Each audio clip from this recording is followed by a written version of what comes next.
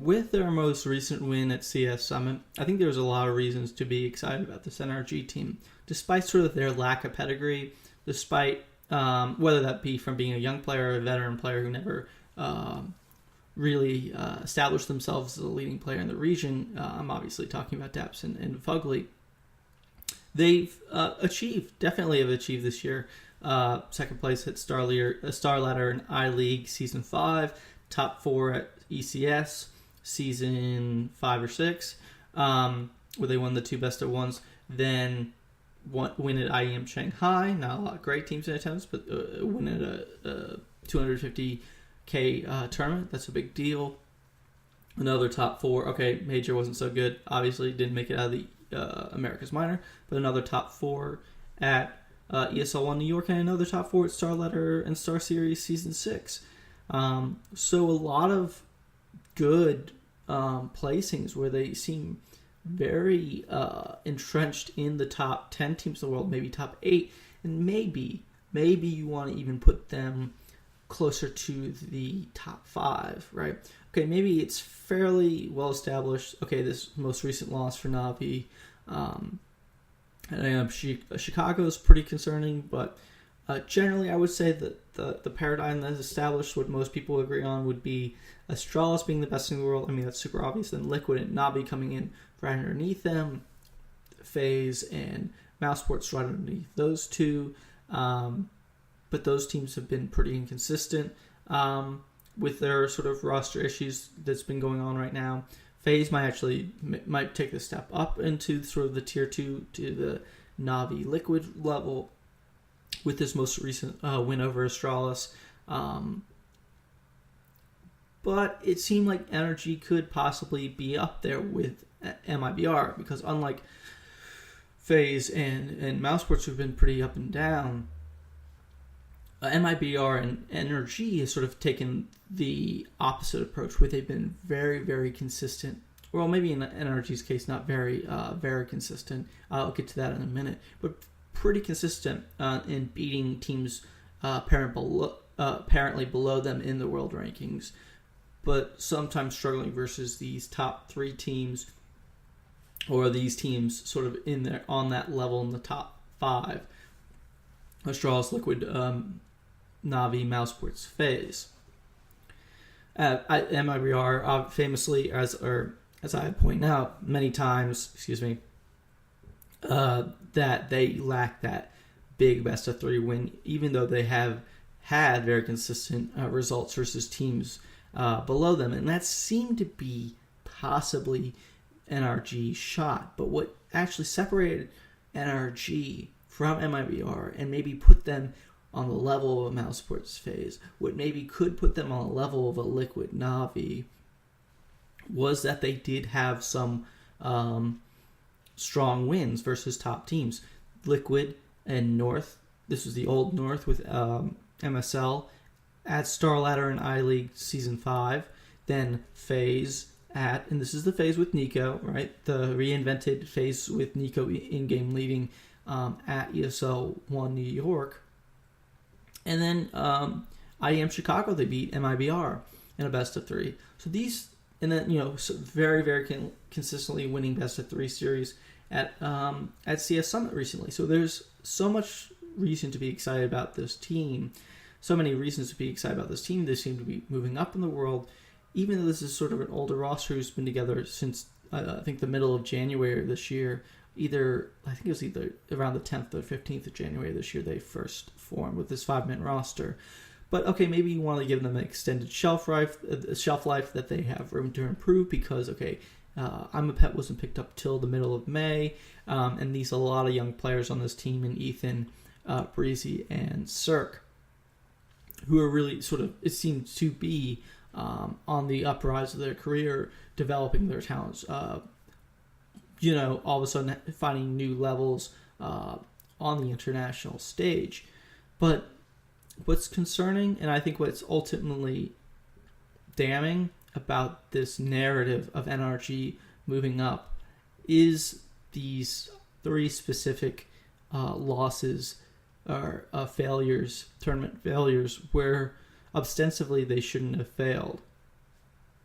So first you have, there's the first two LAN results they had before I'm a Pet, where they didn't do much of anything, but following the pickup of I'm a Pet, following their result at Star Ladder and iLeague Season 5, where they made the finals versus Navi but lost 2-0, they've been so consistent, except for now 3 results.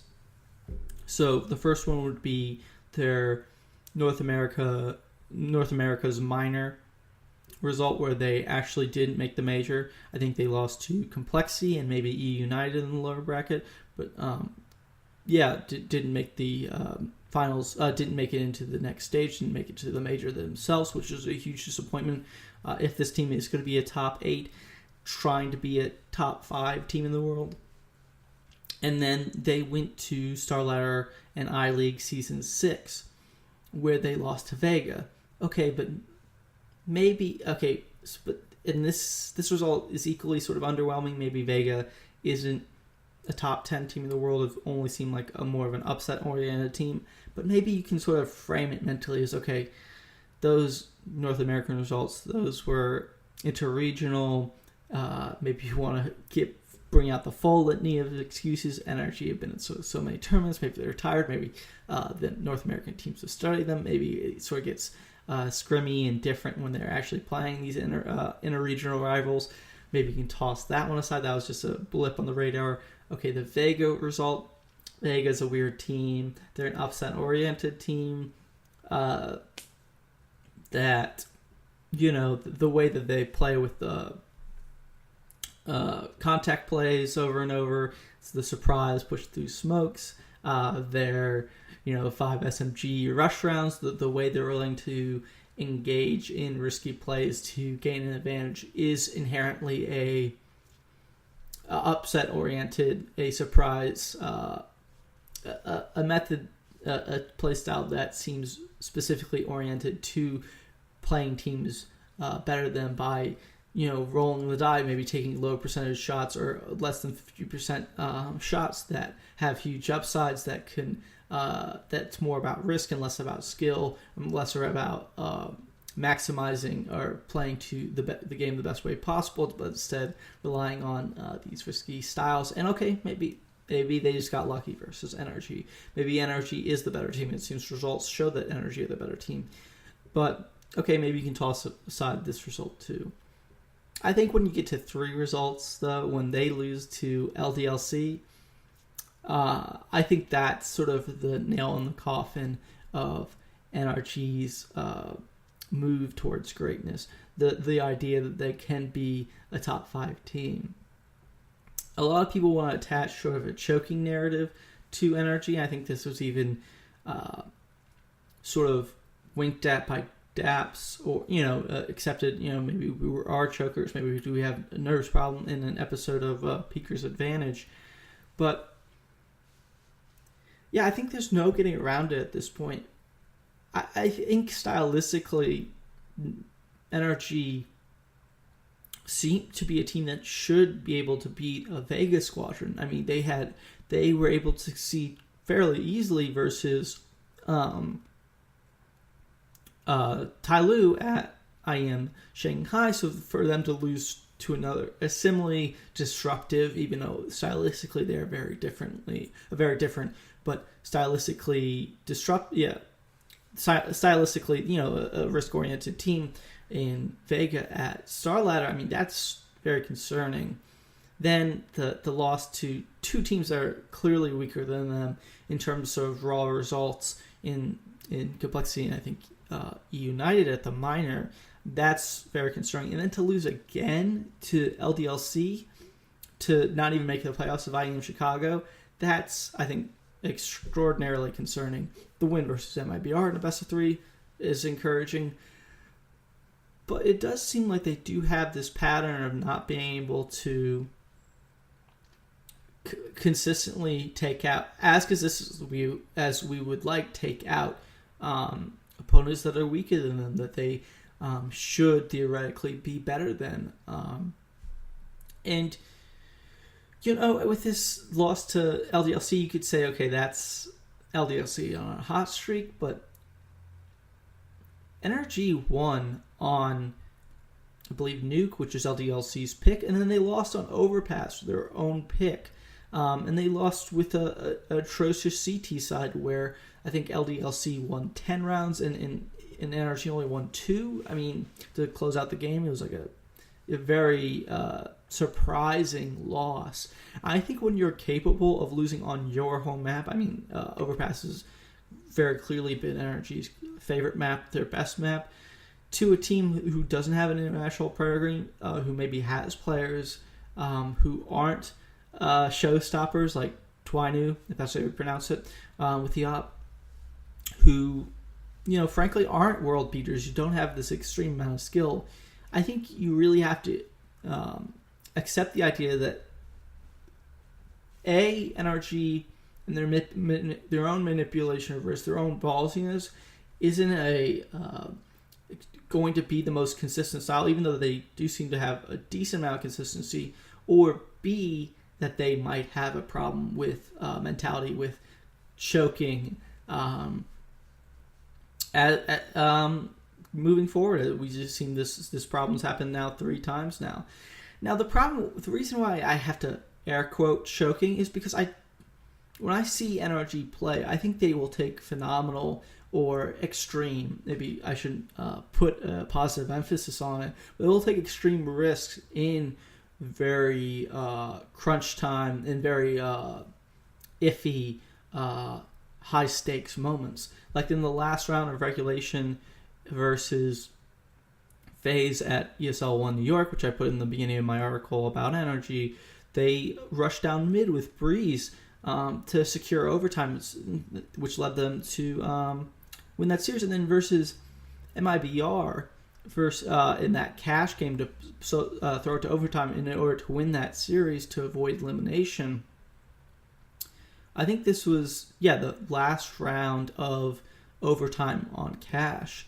The 2 rounds previous, they tried to do quick attacks into B, were shut down very firmly, and then that last round of the half to secure a second overtime, they threw fake Smids mid and then went into B, fairly try a third time, took the round. They actually with that fake, the fast fake, apparently going Russia A, they were able to throw off the rotations of MIBR. MIBR took the bait, and NRG took that round to secure second overtime to eventually avoid elimination and win that series. I think NRG will take these risks in crunch time, so that doesn't seem like a style that, it doesn't seem by their calling that they're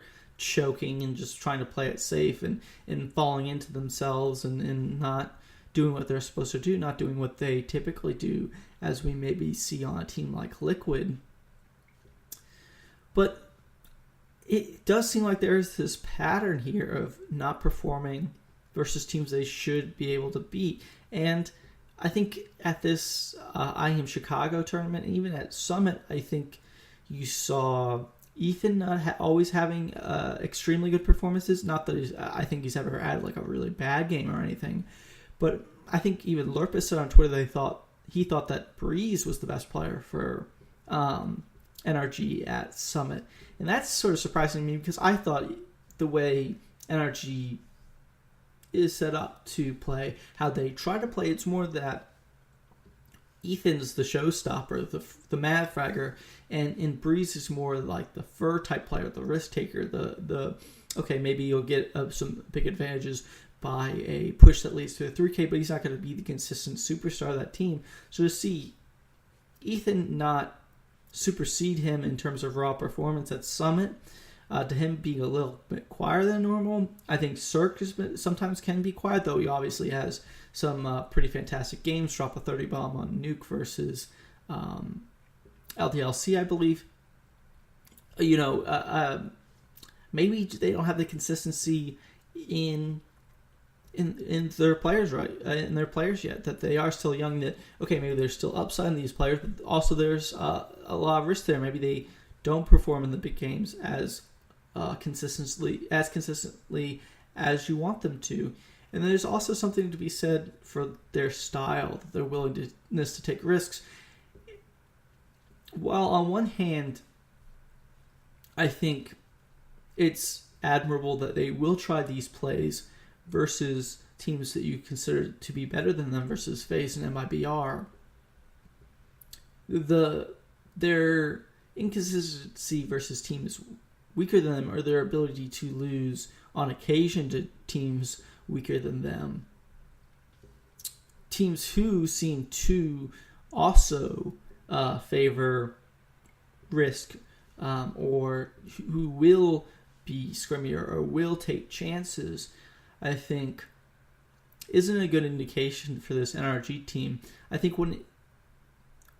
when it's hard to put exactly down because they're so different, these three teams that they've lost to, these four teams that they lost to that they shouldn't have lost to. It's hard to find a through line, and the easy through line is that they're chokers, or they have some sort of mentality issue. And it's hard to pin down exactly, as you can see I'm having trouble with.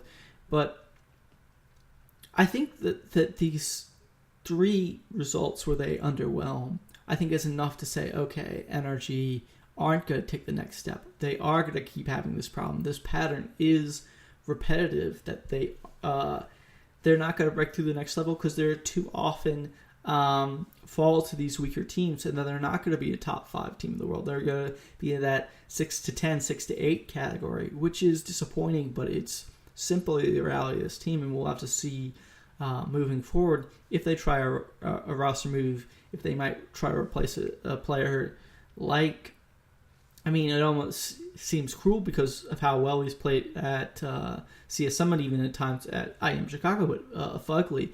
Or, I mean, would he be even more cruel is to remove such a fan favorite like Daps, but he has had some pretty horrible individual performances, and there's no getting around that. Despite the 30 kill game he had versus Astralis and I think Sydney, IM Sydney, their first LAN ever together, that first map together, I think Daps has consistently been a drag on that team. And, you know, I don't like sort of the MSL narrative, they're removing the in-game leader based on their ability to frag if they provide so much elsewhere. But you can't imagine that it seems that they sort of have hit their limit. I mean, it's been this consistent. They can't beat the top teams now, and now they've consistently proven that, or they can't beat the top teams regularly. And they also have the capacity to lose to teams worse than them. They aren't consistent gatekeepers we might have wanted them to be. So they either have to make a change to move to the next level, or accept that this is their level and see how long they can stay at it moving forward.